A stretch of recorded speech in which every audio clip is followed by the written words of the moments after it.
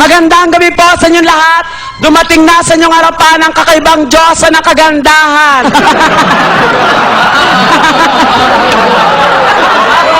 And I stand 6 feet below the ground. Ito po ang inyong bagong Rosalinda. My name is Carla Abellana. Naniniwala sa kasabihang, pag maaraw at biglang umulan, kinakasalantik balang.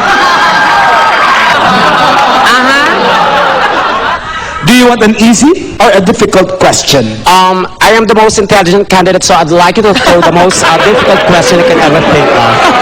I love that. And excuse me, Mr. Host.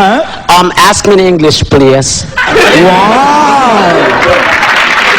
So what is the longest Tagalog word that you know in the dictionary?